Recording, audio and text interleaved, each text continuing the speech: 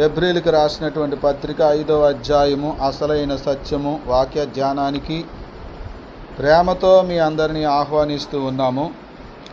ప్రియులారా, గతించినటువంటి 4 అధ్యాయాలు మనం ధ్యానించడానికి దేవుడు ఎంతగానో కృప చూపెట్టారు. ఈరోజు మనం హెబ్రీయులకు రాసినటువంటి పత్రిక 5వ అధ్యాయము మన వచనం వెంబడి వచనాన్ని ధ్యానం చేస్తూ ఉన్నాము.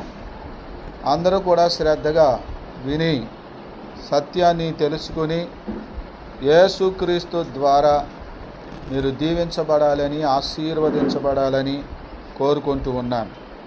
ఈ 5వ అధ్యాయము మనం అర్థం చేసుకోవడానికి కీలకమైనటువంటి వచనము 4వ అధ్యాయము 14వ వచనంలో ఉంది. చూడండి, ఆకాశ మండలము గుండా వెళ్ళిన దేవుని కుమారుడైన యేసు అను గొప్ప ప్రధాన యాజకుడు మనకున్నాడు.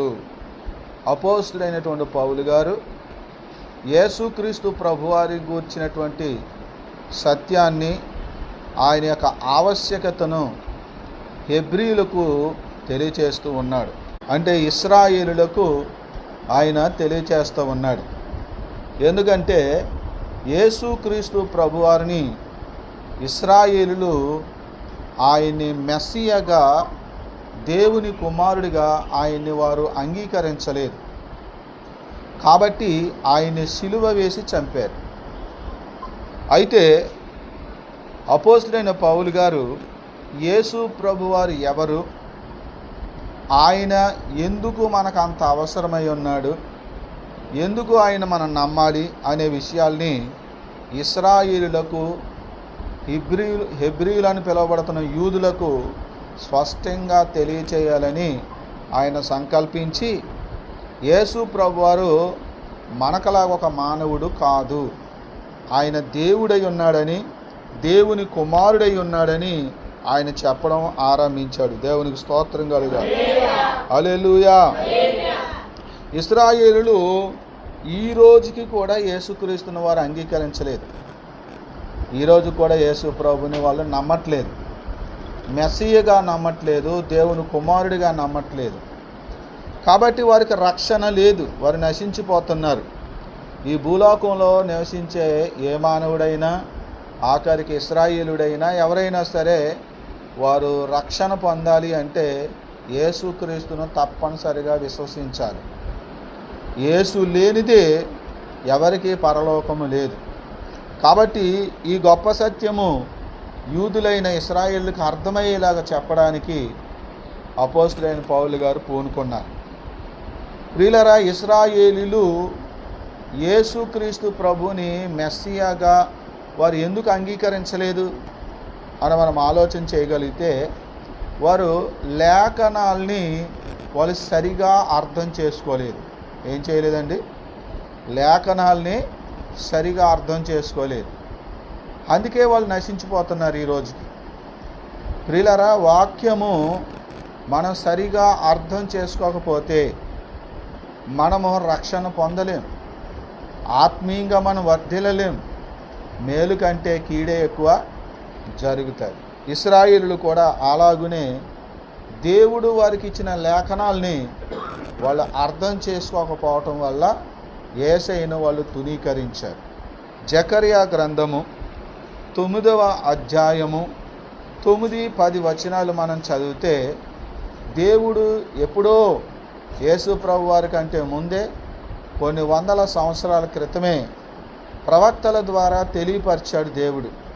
అయినా ఆ లేఖనాలను వాళ్ళు చదువుకున్నారు, ఆ ప్రవచనాలు ఆ రోజుల్లో విన్నారు. కానీ ఆ ప్రవచనాల సారాంశము యేసుక్రీస్తులో నెరవేరింది, యేసే మా రాజు అనే సంగతి వాళ్ళు గుర్తించలేకపోయారు. ఒకసారి చదవండి. సీయోను నివాసులారా బహుగా సంతోషించుడి, యెరూషలేము నివాసులారా ఉల్లాసముగా ఉండుడి. మీ రాజు నీతిపరుడును రక్షణయు గలవాడును, దీనుడునై గాడిదను గాడిద పిల్లను ఎక్కి మీ యొద్దకు వచ్చుచున్నాడు. చూడండి, ఇక్కడ రాయబడిన ప్రాముఖ్యమైన మాట ఏంటంటే, మీ రాజు ఎవరు? యెరూషలేము నివాసులారా, మీ రాజు దీనుడై వస్తాడు మీ దగ్గరికి, ఆయన గాడిద మీద వస్తాడు అని ఇశ్రాయేలుల రాజుని గురించి, వారి మెస్సియాను గురించి ఆనాడు ప్రవక్త ప్రవచించాడు. అయితే వారు ఈ ప్రవచనాన్ని వాళ్ళు అర్థం చేసుకోలేకపోయారు. ఆ కింద 10వ వచనంలో ఏముందంటే చూడండి, ఎఫ్రాయిములో, ఎఫ్రాయిము అంటే ఇశ్రాయేలీలు అని అర్థం. ఎఫ్రాయిములో రథములు ఉండకుండా నేను చేసేదను, యెరూషలేములో గుర్రములు లేకుండా చేసేదను. ఏమండి, గుర్రాలు రథాలు ఎందుకోసం అంటే యుద్ధం చేయడానికి, యుద్ధం చేయడానికే గుర్రాలు రథాలు కావాలి. దేవుడు ఏం చెప్తున్నాడంటే, మీ రాజు వస్తాడు, ఆ తరువాత మీ రాజు వచ్చిన తర్వాత మీ ఇశ్రాయేలు దేశంలో ఇక యుద్ధం అనేది ఉండదు, ఆయన యుద్ధాన్ని మాన్పించేస్తాడు అని చెప్తున్నాడు అక్కడ. ఇంకా కిందకి చదవండి. సముద్రము నుండి సముద్రము వరకు, యూఫ్రటీసు నది మొదలుకొని బూది గంతముల వరకు ఆయన ఏలును. చూడండి, సముద్రం నుండి సముద్రం వరకు ఆయన బూది గంతాల వరకు కూడా రాజ్యపాలన చేస్తాడు అని చెప్పినటువంటి మాట. ఇక్కడ ఈ లేఖనాన్ని ఇశ్రాయేలులు ఎలా అర్థం చేసుకున్నారంటే, మా రాజు వస్తాడు, ఆయన యుద్ధం చేస్తాడు, రాజ్యాన్ని గెలుస్తాడు, ఇక ఆ తరువాత ప్రపంచమంతా కూడా ఆయన పరిపాలిస్తాడు. ఈ రీతిగా వారు ఆలోచిస్తున్నారు. ఎందుకంటే ఆ రోజుల్లో ఒక రాజ్యాన్ని స్వాధీనపరచుకోవాలంటే రథములు గుర్రాలను పోగు చేసుకుని ఇతర దేశాల మీద యుద్ధాలు చేసి వాళ్ళు వస్తూ ఉండేవారు. కాబట్టి ఈ మెస్సియా కూడా వచ్చి యుద్ధం చేస్తాడు, ఏదో రాజ్యాన్ని స్థాపిస్తాడు, ఆయనే గెలిచి ఆ తరువాత ప్రపంచమంతా పరిపాలిస్తాడని ఈ రీతిగా ఇశ్రాయేలులు ఊహించుకుంటూ ఆలోచించుకుంటూ ఉన్నారు. ప్రియులారా, అందుకనే లేఖనాల్ని సరిగా అర్థం చేసుకోకపోతే పొరపడతాం. పొరపాటు జరిగిందంటే ఇంకా ఆ తర్వాత ఎన్నో తిప్పలు పడాల్సిందే, కష్టాలు పడవలసిందే. పొరపాటు పడితే ఎవరికి నష్టం? నీకే నష్టం. అర్థం చేసుకోకపోతే నష్టపోయేది మీరే. కాబట్టి ప్రతి విషయాన్ని మనం చక్కగా అర్థం చేసుకోవాలి. యేసు ప్రభువు వారు వచ్చారు, ఆయన ఎలా వచ్చాడు? దీనుడై వస్తాడని ప్రవక్త చెప్పాడు. యేసు ప్రభువు కూడా ఎలా వచ్చాడు? దీనుడై వచ్చాడు. దేవునికి స్తోత్రం. యేసు ప్రభు వారు రక్షకుడిగా మెస్సీగా అంగీకరించకపోవడానికి ఇంకొక కారణం ఏంటంటే, యేసు ప్రభు వారు నజరేయుడు అని పిలువబడ్డాడు. ఏమని పిలువబడ్డాడు? ఎస్ ప్రియులారా, యోహాను సువార్త 1వ అధ్యాయము 1వ అధ్యాయము 46వ వచనంలో చదివితే, అందుకు నతానియేలు, నజరేతులో నుండి మంచిదేదైనా రాగలదా అని అడుగాగా అనే మాట మనం చూస్తున్నాం. అంటే దాని అర్థం ఏంటంటే, గలిలియాలోని నజరేతు అనే ఊరిలో నివసించే ప్రజలకి మంచి సాక్ష్యము లేదు. ఏం లేదండి, నజరేతు వారైన ప్రజలకి మంచి సాక్ష్యము లేదు. అక్కడ అందరూ కూడా డ్యామేజీ మనుషులు అన్నమాట. అందుచేత మెస్సియా నజరేతులో నుండి వస్తాడంటే ఎవరు నమ్ముతారు? ఎవరు నమ్మరు. మరి యేసు ప్రభు వారు ఎక్కడ పుట్టారు అంటే, యేసు ప్రభు వారు పుట్టడం అయితే బెత్లెహేములో పుట్టారు. ఆ దినాలలో ప్రజాసంఖ్య రాయవలనని కైసర్ ఐగుప్తు వలన ఆజ్ఞ వచ్చినప్పుడు ఆయా ప్రాంతాల్లో నివసించే యూదులందరూ బెత్లెహేముకు వచ్చారు. అప్పటికే మరియమ్మతో ప్రదానం చేయబడిన యోసేపు గారు దినములు నిండినటువంటి నిండు సోలాలైనటువంటి మరియమ్మని తీసుకుని ఆ జనాభా లెక్కలో రాయించుకోవడానికి యెరూషలేము వచ్చాడు. ఆయన బెత్లెహేము వచ్చాడు. అక్కడ ఆమె యేసు ప్రభుని ప్రసవించింది. కనుక యేసు ప్రభు వారు ఎక్కడ పుట్టారు అంటే బెత్లెహేంలో పుట్టారు. కానీ ఆ తరువాత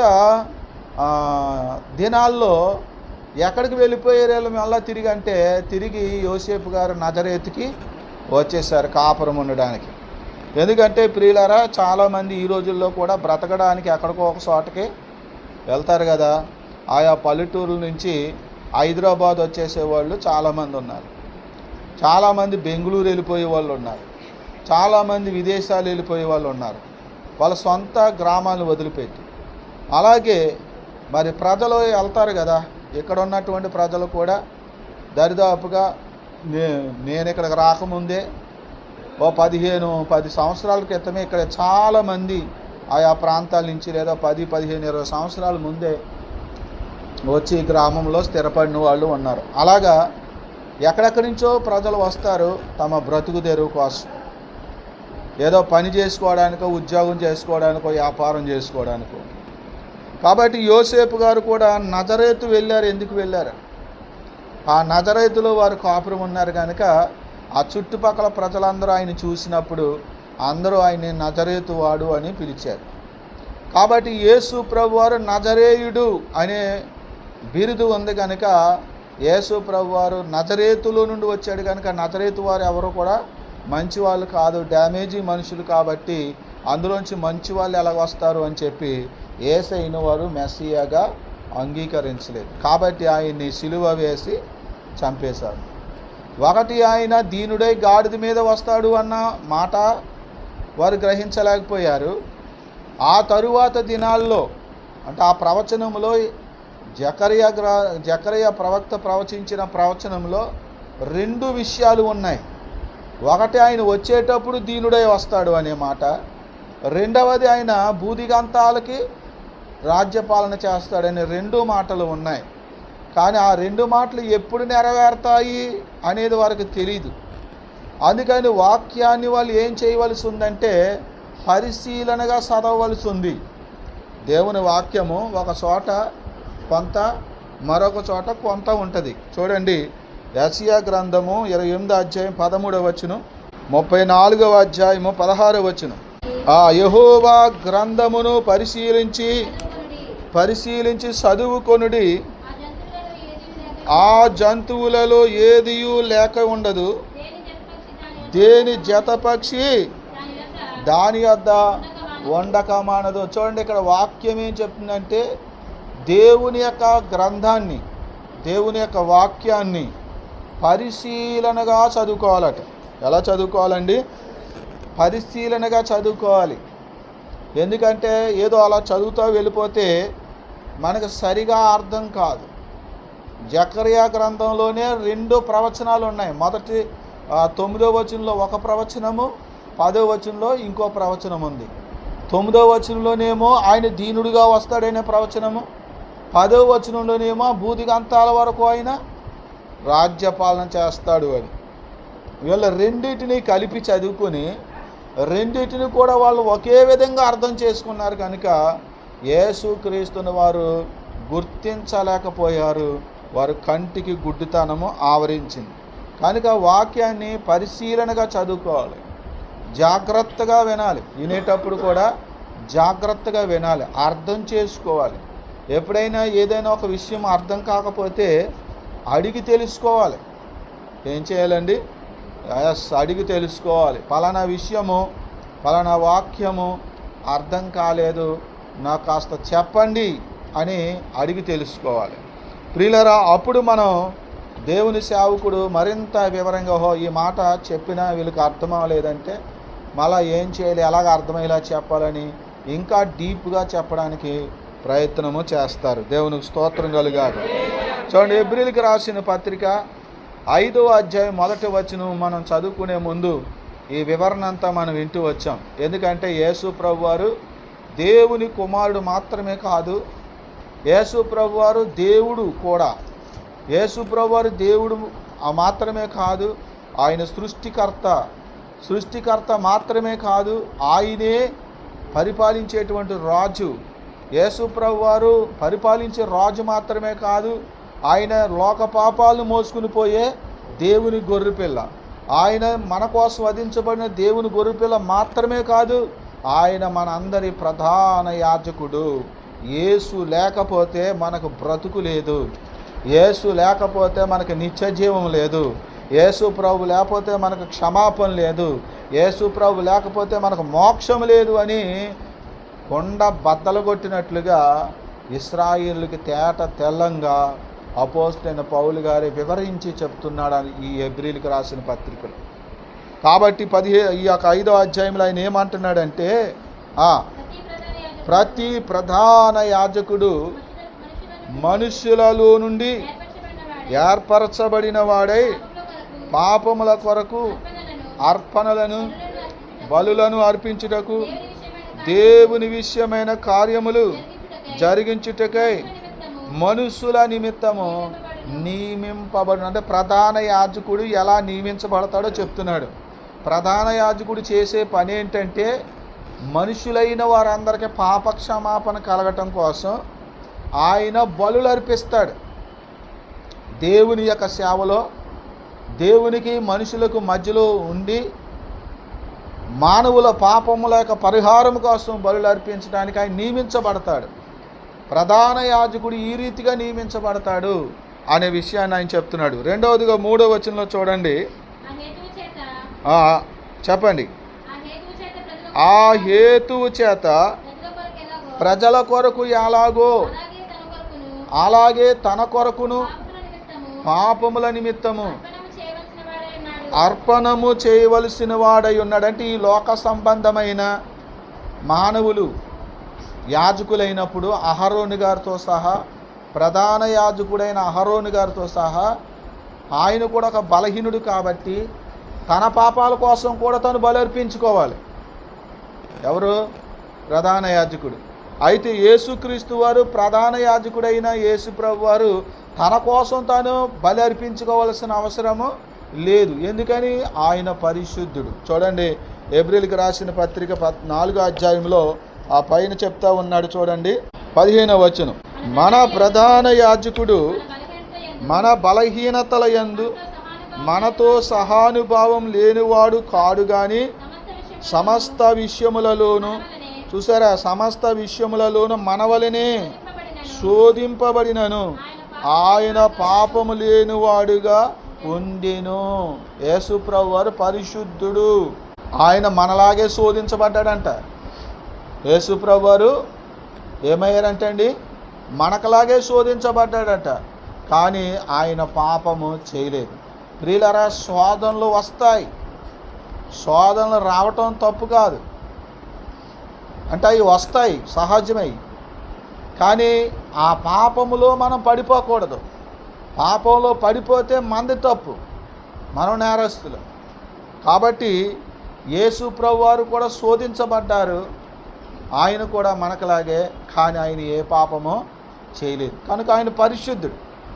పరిశుద్ధుడైన యేసుక్రీస్తు కొరకు ఇంకా ఏ బలి అర్పించవలసిన అవసరము లేదు. కానీ ప్రధాన యాజకుడైన అహరోను గారు కానీ ఆయన తరువాత వచ్చినటువంటి ఆయన కుమారులలో ఎవరు ప్రధాన యాజకుడిగా వచ్చినా ఆ ప్రధాన యాజకులైన ప్రతివారు కూడా వారి నిమిత్తము కూడా ఒక బలి అర్పించుకుని తమను తాము శుద్ధీకరించుకుని ఆ తరువాత ప్రజలందరి కోసం మరొక బలి అర్పించి ప్రజల పక్షాన విజ్ఞాపన చేయాలి. అది మానవుల్లో ఏర్పరచబడిన ప్రధాన యాజకుడి యొక్క పని. కానీ యేసుక్రీస్తు అటువంటి వాడు కాదు. ఆయన పరిశుద్ధుడి కనుక ఆయన కోసం ఏది ఆయన అర్పించుకోవలసిన అవసరము లేదు. చూడండి 4వ వచనం, మరియు ఎవడును ఈ ఘనత తనకు తానే వహించుకొనడు గాని అహరోను పిలువబడినట్టుగా దేవుని చేత పిలువబడిన వాడే ఈ ఘనత పొందును. చూడండి, నేను ప్రధాన యాజకుణ్ణి అని ఎవడో కూడా తనకు తానే ఘనత వహించుకోడు, తనకు తానే చెప్పుకోడు. నాకు నేనే ప్రధాన యాజకుడిని అంటే నేను ప్రధాన యాజకుడిని అయిపోను. మరి ఎలాగా? దేవుని చేత పిలువబడాలి. దేవునికి స్తోత్రం కలుగాలి. హల్లెలూయా. కాబట్టి యేసుక్రీస్తు ప్రభు వారు కూడా పిలువబడిన యాజకుడు. అహరోను గారు ఎవరు? పిలువబడిన యాజకుడు. ఆ యాజకులలో మొదటి యాజకుడు ఎవరంటే అహరోను గారే. కానీ అహరోను గారిని ప్రధాన యాజకుడిగా పిలిచింది ఎవరు? దేవుడు పిలిచాడు. మరి యేసుక్రీస్తును ప్రధాన యాజకుడిగా ఎవరు పిలిచారు? యేసుక్రీస్తును కూడా దేవుడే పిలిచాడు అనే సంగతి చెప్తున్నాడు ఇక్కడ. దేవుని స్తోత్రం. అపోస్తలుడైన పౌలు గారు చెప్తున్నాడు, యేసుక్రీస్తును దేవుడే ప్రధాన యాజకుడిగా ఉండడానికి పిలిచాడు అని చెప్తున్నాడు. మరి ప్రధాన యాజకుడిగా ఎప్పుడు పిలిచాడు, ఎక్కడ పిలిచాడు, ఎలా పిలిచాడు అనే విషయాన్ని కూడా అపోస్తలుడైన పౌలు గారు ఇక్కడ తెలియజేస్తూ ఉన్నాడు. చూడండి 5వ వచనంలో, 5వ అధ్యాయం 5వ వచనం, అటువలే క్రీస్తు కూడా ప్రధాన యాజకుడగుటకు తన్ను తానే మహిమపరుచుకొనలేదు గాని, నీవు నా కుమారుడవు, నేడు నిన్ను కనియున్నాను అని ఆయనతో చెప్పినవాడే. చూసారా, చెప్పినవాడే ఆయనను మహిమపరిచెను. ఎవరు పిలిచారంటే యేసుక్రీస్తుని దేవుడు చెప్తున్నాడు. పాత నిబంధన గ్రంథములో ప్రవక్తలు ప్రవచించినటువంటి గ్రంథాలలో దేవుడు యేసుక్రీస్తుని కూర్చున్న పిలుపు ఎక్కడైతే ఉందో, ఎలాగ దేవుడు పిలిచాడో ఆ మాటలు ఎక్కడ గ్రంథంలో రాయబడిందో అవి కోట్ చేస్తున్నాడు ఇక్కడ అపోస్తలుడైన పౌలు గారు. ముఖ్యంగా యేసు ప్రభు వారు దేవుని కుమారుడు అనే విషయాన్ని పౌలు గారు నిర్ధారించి లేఖనాల్లో నుంచి ఎక్కడి నుంచి చూపించాడు అంటే కీర్తనల గ్రంథం 2వ అధ్యాయం 7వ వచనంలో నుంచి చూపించాడు. చూడండి, కీర్తనల గ్రంథం 2వ అధ్యాయం 7వ వచనం, కట్టడను నేను వివరించేదను, యెహోవా నాకు ఇలాగు సెలవిచ్చెను. చూసారా, నీవు నా కుమారుడవు, నేడు నిన్ను కనియున్నాను. చూడండి, ఇక్కడ పలుకుతున్న ఈ మాట ఎవరు పలుకుతున్నారంట? దేవుడు పలుకుతున్నాడు. సాక్షాత్తు దేవుడే ఒక మాట చెప్తున్నాడు. ఎవరో ఒక వ్యక్తిని చూసి అంటున్నాడు ఆయన. ఏమని? నీవు నా కుమారుడవు, నేడు నేను నిన్ను కన్నాను అని దేవుడు చెప్పాడంట. ఆ మాట ఎవరి గురించి చెప్పాడంట? యేసు ప్రభుని గురించి చెప్పాడు. దేవునికి స్తోత్రం. అంటే యేసు ప్రభు గారు ఎవరని చెప్తున్నాడు పౌలు గారు? యేసు ప్రభు నీలాంటి కుమారుడు కాదు, నాలాంటి కుమారుడు కాదు. ఈ సృష్టిలో ఉన్నటువంటి ఏ ఒక్క వ్యక్తి లాంటి కుమారుడు కాదు దేవునికి సొంత కుమారుడు, జనతైక కుమారుడు. అంటే దేవునికి స్వయంగా జన్మించిన వాడు యేసుక్రీస్తు ప్రభువారు. కాబట్టి యేసు ప్రభుతో నేడు నేను నిన్ను కనియున్నాను, నీవు నా కుమారుడు అని చెప్పిన వాడే ఏమంటున్నాడు? చెప్పిన దేవుడే యేసుక్రీస్తును ప్రధాన యాజకుడిగా ఉండడానికి పిలిచాడంట. ఆ వచనము ఇక్కడ ఎబ్రీయులకు రాసిన పత్రిక 5వ అధ్యాయం 6వ వచనంలో తెలియజేస్తున్నాడు. చూడండి, ఆ ప్రకారమే నీవు మెల్కీషెదెకు యొక్క క్రమము చొప్పున నిరంతరము యాజకుడివై ఉన్నావు. చూసారా, నీవు కూడా ఓ నా కుమారుడా, నీవు మెల్కీషెదెకు క్రమం చొప్పున నువ్వు నిరంతరము ప్రధాన యాజకుడివై ఉంటావు అని దేవుడే తన కుమారుడైన యేసుక్రీస్తుని గురించి పిలిచాడంట, ఆయన్ని నియమించాడంట. ఎక్కడ ఉంది వచనము? ఎప్పుడు పిలిచాడు దేవుడు? ఎవరి ద్వారా పిలిచాడు దేవుడు అంటే కీర్తనల గ్రంథము 110వ కీర్తన 4వ వచనంలో ఈ మాటలు రాయబడ్డాయి. ఆ మెల్కీషెదెకు క్రమము చొప్పున నీవు నిరంతరము యాజకుడివై ఉందువని యెహోవా ప్రమాణం చేసి ఉన్నాడట. చూసారా, ఏమంటున్నాడండి దేవుడు? మెల్కీషెదెకు క్రమం చొప్పున నువ్వు నిరంతరం యాజకుడివై ఉంటావని దేవుడు ప్రమాణపూర్వకంగా పిలిచాడంట. మరి ఎవరిని పిలిచాడు దేవుడు నిరంతరము ఉంటావని? పైగా ఏ క్రమములో నువ్వు యాజకుడివై ఉంటావు అన్నాడు? మెల్కీషెదెకు అనేటువంటి ఒక ప్రధాన యాజకుడు ఉన్నాడంట ఒకప్పుడు. ఆ మెల్కీషెదెకు అనేటువంటి ఆ ప్రధాన యాజకుడి గురించి ఇంకా మనము ఈ ఎబ్రీ పత్రిక చదువుతున్నప్పుడు ఆయన గురించి కూడా చెప్తాడు అపోస్తలుడైన పౌలు గారు. అప్పుడు ఆ మెల్కీషెదెకు ఎక్కడ ఎదురయ్యాడు అనే మాట నేను తర్వాత 7వ అధ్యాయంలో మనం ధ్యానించబోతున్నాం. అప్పుడు ఆ రిఫరెన్స్ చూపిస్తాను నేను ఆదికాండం నుంచి. కాబట్టి ప్రస్తుతానికి మనం అర్థం చేసుకోవాల్సింది ఏంటంటే యేసు ప్రభు వారు తనకు తానే ఈ ఘనత వహించుకోలేదు. నేను ప్రధాన యాజకుడిని అని ఆయన ఒక ట్యాగు ఆయన తగిలించుకోలేదు.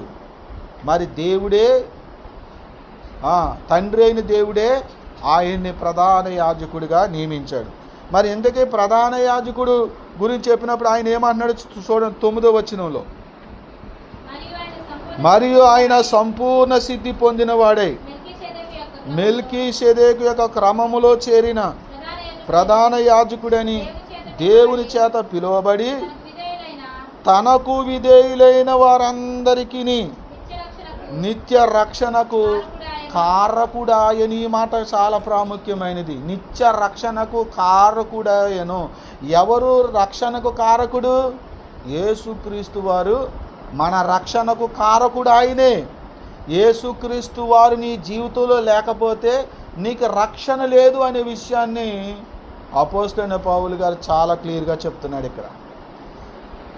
చూడండి, ఒక వ్యక్తి తన పాపాలకు పరిహారం పొందాలి అంటే అతడు ఒక బలి అర్పించుకోవాలి.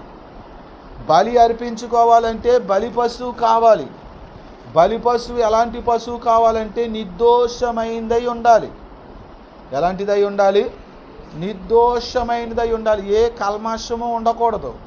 అందుకని ఏడాది గొర్రె పిల్ల అని చెప్పాడు. ఏంటండి?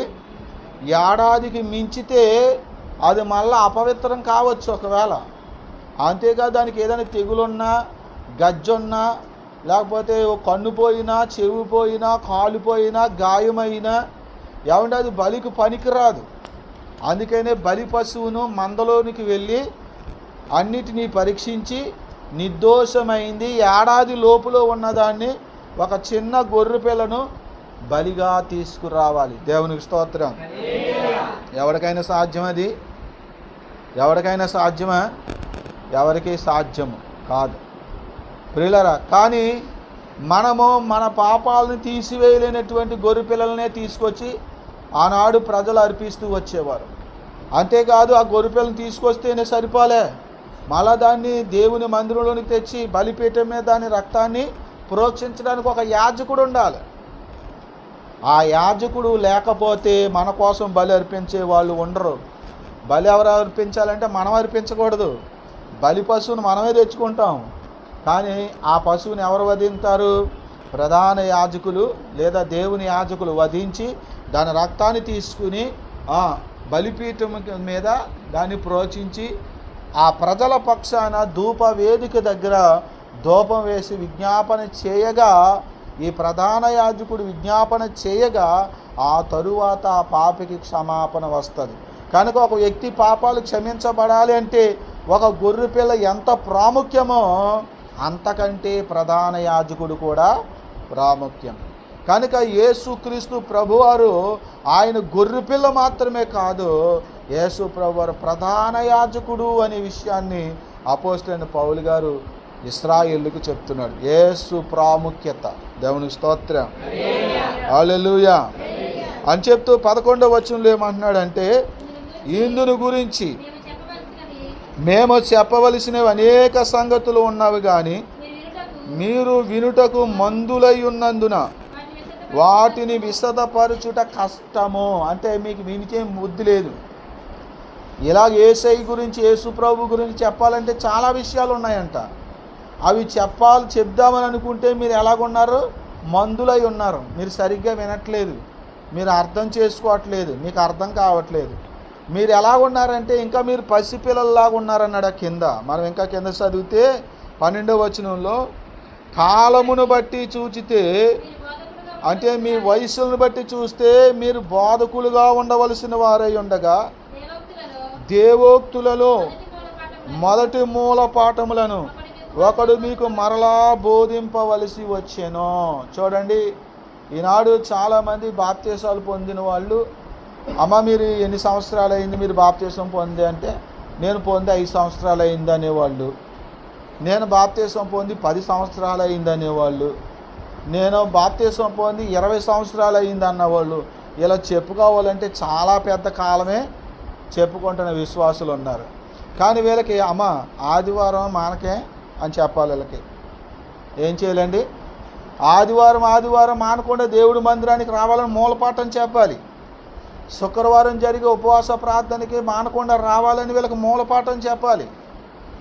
ఏమండి, దేవుని కార్యాలలో చురుగ్గా మనం పాల్గొనాలి, దేవుని కొరకు మంచి సత్క్రియలు చేయాలి, ప్రార్థన చేయాలి, దేవుని ఆరాధించాలి, పరిచర్య చేయాలి అని ఇలాగన మూలపాఠం అంటే తెలుసా? మొదటి పాఠాలు.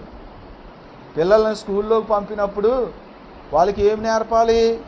మూలపాఠాలు నేర్పాలి. మూలపాఠాలు ఎక్కడి నుంచి మొదలెట్టాలి? ఆ ఈ ఇది మూలపాఠం వాళ్ళకి. దేవునికి స్తోత్రం.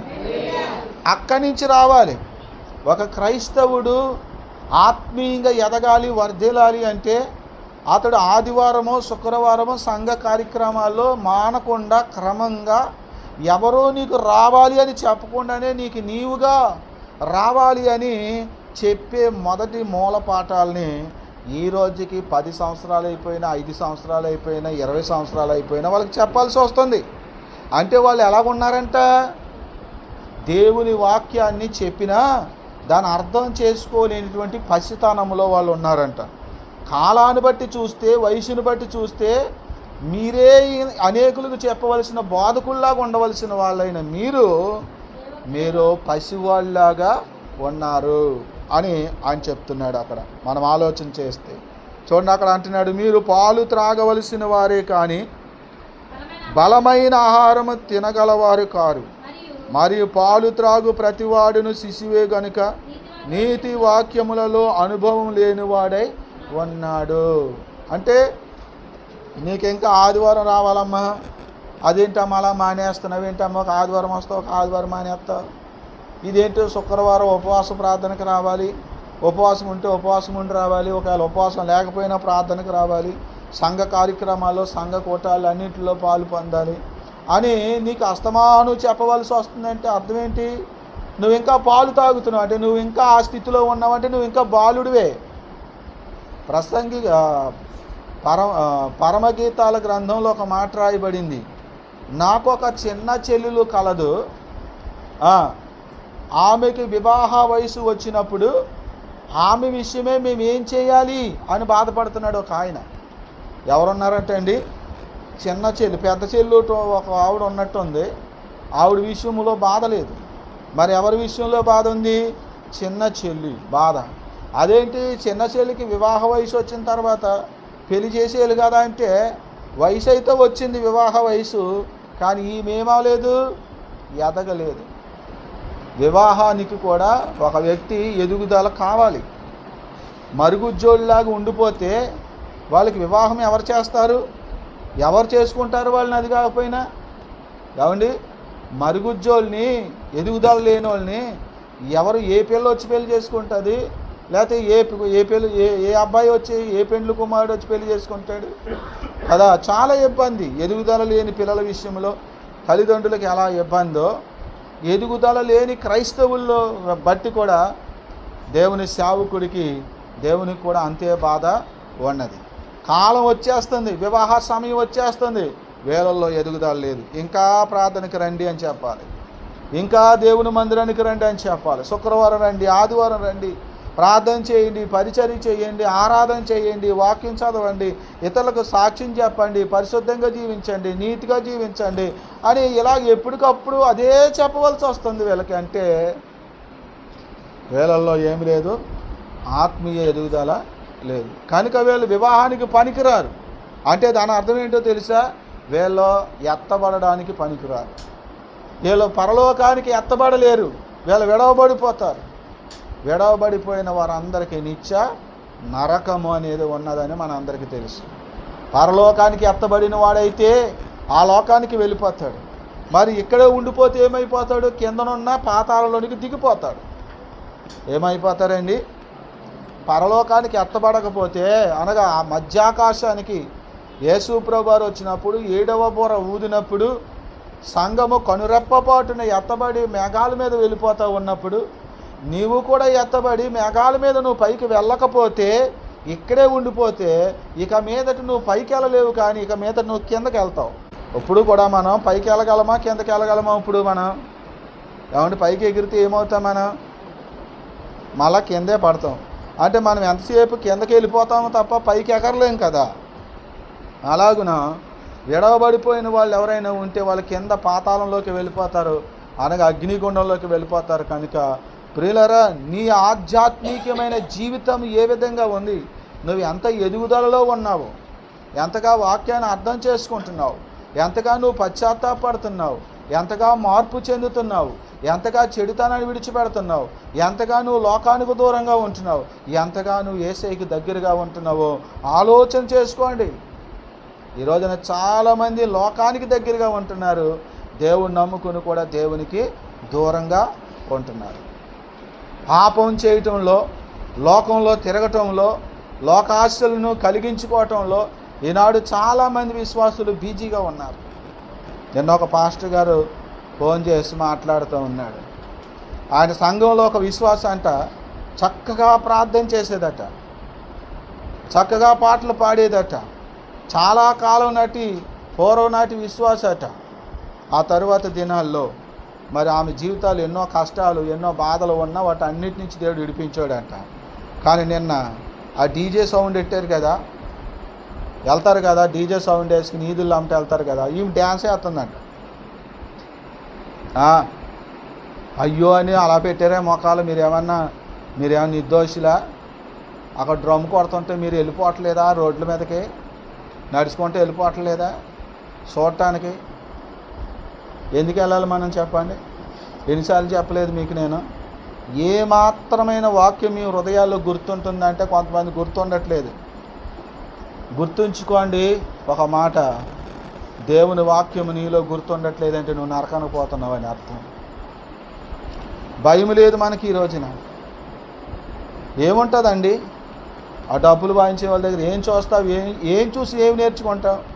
అక్కడికి వెళ్ళి కాలు ఊపుతావు అన్నమాట, లేదా చెయ్యి ఊపుతూ ఉంటావు, లేదా బుర్ర ఊపుతావా? మరి ఏం చేస్తావు? అక్కడికి వెళ్ళి ఏం చూస్తావు? ఇక్కడ పాటలు పాడుతుంటే నీకు నోరు రావట్లేదు పాట పాడడానికి, అందరూ చప్పట్లు కూడా దేవుడిని ఆరాధించుంటే నీకు చేతులు రావట్లేదు చప్పట్లు కొట్టడానికి, కానీ నీకు అక్కడ మాత్రం ఊపు వచ్చేస్తుంది నీకు వెళ్ళిపోయి చూడడానికి. ఎంతో కాలం నుంచి విశ్వాసి అయి ఉండి పాటలు పాడి ప్రార్థన చేసే ఒక విశ్వాసి, ఆమె ఆధ్యాత్మిక ఎదుగుదల ఏ స్థాయిలో ఉంది చూడండి. అక్కడికి వెళ్ళి డ్యాన్స్ చేస్తుంటే ఎవరో వీడియో తీసి నీకు పంపించారట. అది చూసి చాలా దుఃఖపడుతూ నాకు చెప్తూనే బాధపడిపోతున్నాడు, ఆయన ఏడుస్తున్నాడు. ఆయన ఈ విశ్వాసం ఎలా అయిపోయిందండి, ప్రార్థన చేయండి అని ఆలోచన చేయండి. ఏ స్థాయిలో ఉన్నారో విశ్వాసులు. ఏది వద్దంటే అదే చేస్తున్నారు. ఏది వద్దంటే అదే చేసేవాళ్ళు ఎవరు చెప్పండి? ఏది వద్దంటే అదే చేసేవాళ్ళు ఎవరు? పిల్లలు చేస్తారు ఆ పనులు, వద్దన్న అదే పని చేస్తుంటారు వాళ్ళు. ఆవిడ మనం ఏం చేస్తామంటే వెళ్ళి ఈ మీద ఒకటి గట్టిగా వేసి, ఎన్నిసార్లు చెప్పాలరా నీకు ఈ పని చేయొద్దని, గాడిద అని చెప్పి 2 వాయిస్తాం కదా. మరి మనం కూడా దేవుని వాక్యం ఏదైతే విసర్జించాలని చెప్తుందో అదే పనులు చేస్తున్నాం మనం. మరి మనం ఎవరు? అదే కదా అపోస్తలుడైన పౌలు గారు చెప్తున్నారు. ఇలాంటి విషయాలు చెప్పడానికి ఇందును కూర్చుని చెప్పవలసిన విషయాలు చాలా ఉన్నాయి, కానీ అనేక సంగతులు ఉన్నాయి, కానీ వినడానికి మీరు మందులై ఉన్నారు. అంటే మీరు సరిగా వినలేకపోతున్నారు, విన్నా గ్రహించలేకపోతున్నారు. కాబట్టి మీరు ఇంకా పసిపిల్లల్లాగా ఉన్నారు. కనుక లోతైన విషయాల్ని నేను మీకు ఇప్పుడు చెప్పలేను, మీరు ఇంకా పసిపిల్లల్లాగా ఉన్నారనే సంగతి చెప్పి ఆయన ముగించాడు. చూడండి 13వ వచనం. మరియు పాలు తాగు ప్రతివాడు శిశువే గనుక నీతి వాక్య విషయములో అనుభవం లేనివాడై ఉన్నాడు. వయస్సు వచ్చిన వారు అభ్యాసము చేత మేలు కీడులను వివేచించుటకు సాధకము చేయబడిన జ్ఞానేంద్రియములు కలిగి ఉన్నారు గనుక బలమైన ఆహారం వారికే తగును. ప్రస్తుతానికో ఇశ్రాయేలులారా, ప్రస్తుతానికో హెబ్రీయులారా, మీరు ఇంకా పసిపిల్లలాగా ఉన్నారు కాబట్టి ఎంతటితో సరిపెడుతున్నాను ఈ విషయాన్ని. ఇక మీకు ఇంకా లోతుగా చెప్పడానికి మీరు అంత ఎదుగుదల మీలో లేదు అన్నట్టుగా చెప్పి ఆయన ముగించారు. ఇక మనం 6వ అధ్యాయంలో, హెబ్రీయులకు రాసిన పత్రిక 6వ అధ్యాయంలో ఏమున్నదో మరలా రేపు మనం ధ్యానం చేస్తాము. కనుక ఈ 6వ అధ్యాయాన్ని శ్రద్ధగా చదువుకుని మరలా వచ్చేటప్పుడు చదువుకుని రావాలని ప్రేమతో మనం చేస్తున్నాను. ప్రార్థన చేసుకుందాం. మీలో ఎంతమంది యేసుక్రీస్తు పట్ల ఎలాంటి భావం కలిగి ఉన్నారు? యేసుని గురించి నువ్వేం తలస్తా ఉన్నావో, యేసుక్రీస్తు ప్రభువారు ఎంత ప్రాముఖ్యమైన వ్యక్తో అపోస్తలుడైన పౌలు గారు తెలియజేస్తూ ఉన్నాడు. యేసు దేవుడు అని తెలియచేశాడు. నువ్వు దేవుడైన యేసుక్రీస్తుని నిరాకరిస్తే మరి నీ పరిస్థితి ఏమవుతుంది ఆలోచన చేసుకో. యేసు ప్రభువే మనలను సృష్టించిన వాడంట. మరి ఆయనే మనల్ని సృష్టిస్తే మనం ఆయన వారమైతే, మనం ఆయనను వ్యతిరేకించి ఆయన్ను మనం తునీకరిస్తే మనం రేపు మోక్షం ఎలా చేరతామో ఆలోచించుకోండి. యేసు ప్రభువు మన సృష్టికర్త. అంతేకాదు యేసు ప్రభువే మనందరి పాపములను మోసుకుని పోయిన దేవుని గొర్రెపిల్ల. అనగా మన రక్షణ కొరకు తన ప్రాణం పెట్టినవాడు ఆయనే. యేసు ప్రభు త్వరగా భూలోకానికి రాబోతున్నాడు. వచ్చిన తర్వాత 1000 సంవత్సరాలు ఆయన పరిపాలన జరిగిస్తాడు. ఆయనే సర్వలోకానికి రాజై సముద్రం నుండి సముద్రము వరకు, భూది గంతాల వరకు రాజ్యాన్ని పరిపాలించబోతున్నాడు. అందుకే యేసు రాజుగా వచ్చుచున్నాడు, భూలోకమంతా ఆయన తెలుసుకుంటాడు అని మనం పాటలు పాడుతూ వచ్చాం. బిడ్డలారా, యేసు దేవుని కుమారుడు, యేసు మన దేవుడు, యేసు మన రక్షకుడు. అంత మాత్రమే కాదు, యేసు ప్రధాన యాజకుడు. నీ పాపముల విషయమే ప్రాయశ్చిత్తము చేసి ఆ రక్తాన్ని దేవుని సన్నిధిలోకి తీసుకెళ్ళి అక్కడ దేవుని సన్నిధిలో ప్రోక్షించి పాపి పక్షాన్ని విజ్ఞాపన చేయటానికి ప్రధాన యాజకుడు ఎంత ప్రాముఖ్యమో. ప్రధాన యాజకుడు లేకపోతే నీకు క్షమాపణ లేదు కదా. ప్రధాన యాజకుడు ఉంటేనే కదా బలి అర్పించేది. ఒకవేళ నువ్వు బలి అర్పించినా ఆ బలి యొక్క పశువు యొక్క రక్తాన్ని తీసుకెళ్ళి నీ పక్షాన దేవుని సన్నిధిలో విజ్ఞాపన చేయటానికి ఒక ప్రధాన యాజకుడు ఉండాలి కదా. ఆ ప్రధాన యాజకుడే యేసు. యేసు నీ జీవితంలో లేకపోతే నీకు క్షమాపణ లేదు. నీకు క్షమాపణ లేకపోతే నీకు మోక్షం లేదు. నువ్వు మోక్షానికి చేరుకోలేకపోతే నిత్య నరకంలోకి పడిపోతావు.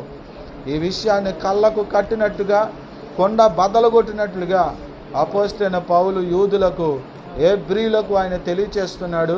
ఈ రాత్రి మీరు కూడా తెలుసుకుంటున్నారు. బిడ్డలారా, యేసును మీ హృదయములలో ప్రతిష్ఠించుకోండి. యేసైన మీ హృదయాలలో నిలుపుకోండి.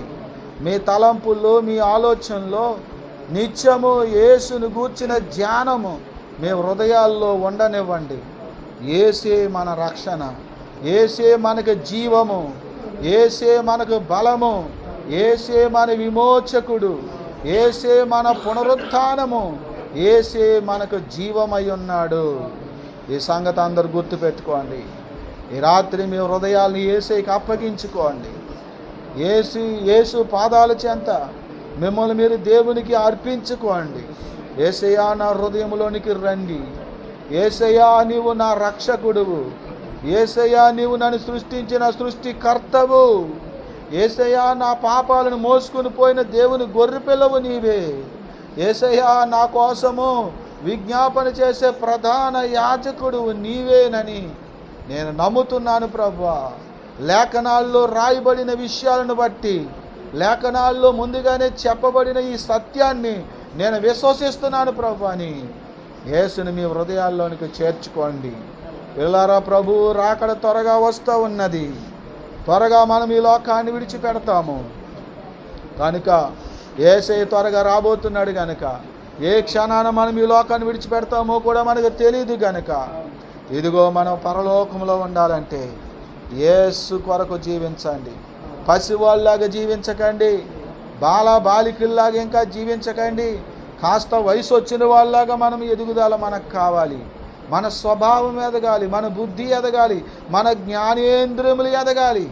మనిషి ఎదిగిపోతున్నాము, మనిషి వయసు పెరిగిపోతుంది, కానీ ఇంకా చెప్పించుకునే వారంలాగా, బతిమాలుకునేటువంటి వారంగా, ఎవరో ప్రోత్సహిస్తేనే కానీ మనం ముందుకు నడవలేని అవిటి వాళ్ళలాగా, ఎవరో చేయి పట్టి నడిపిస్తేనే కానీ నడవలేని గుడ్డి వాళ్ళలాగా మనం ఇంకా ఆధ్యాత్మికమైన జీవితంలో ఉండిపోతే నీ విషయంలో ఎంతో దుఃఖపడవలసి వస్తుంది. ప్రార్థన చేసుకుందాం, అందరం యేసయ్యకి అప్పగించుకుందాం. ప్రభువా, నేను ఆధ్యాత్మికంగా ఎదుగుదల కలిగి ఉంటానయ్యా. ఎన్నో సంవత్సరాలు విశ్వాసిగా ఉండి ఎన్నో సంవత్సరాలు పాటలు పాడి ఎన్నో సంవత్సరాలు ప్రార్థనలు చేసిన విశ్వాసి ఈ రోజున అక్కడ డ్యాన్స్ వేస్తుంది, అక్కడ డ్యాన్స్ వేస్తుంది అనే సేవకుడు దుఃఖపడుతూ ఉన్నాడు. ఎన్ని సంవత్సరాల నుంచి నువ్వు ప్రభువుని నమ్ముకున్నావు, ఇంకా నువ్వు లోకస్తుడిగా ఉన్నావు, ఇంకా అన్యజనుడిగా ఉన్నావు, ఇంకా అన్యజనురాలుగానే ఉన్నావు. తినకూడనివి తినేస్తున్నావు, తాగకూడనివి తాగేస్తున్నావు, అనకూడని మాటలు అనేస్తున్నావు, చేయకూడని పనులు చేసేస్తున్నావు. ఏది వద్దంటే అదే పనులు చేస్తూ ఉన్నావు. అయ్యో నీ గతి ఏమవుతుందో బిడ్డ, అయ్యో నువ్వు ఏమైపోతావో సహోదరుడా, ఆలోచన చేసుకో. ఈరోజైనా నువ్వు కళ్ళు తెరుచుకో, లోకాన్ని విడిచిపెట్టు, పాపాన్ని విడిచిపెట్టు, యేసు పాదాల దగ్గరికి రా, పరిశుద్ధంగా నీ జీవితాన్ని యేసుకి సమర్పించుకో. దేవుని కొరకు పవిత్రంగా, నీతిగా, భక్తిగా, యథార్థంగా ఆయన సత్యములో నడవడానికి ఒక తీర్మానం చేసుకో. ప్రార్థన చేద్దాం.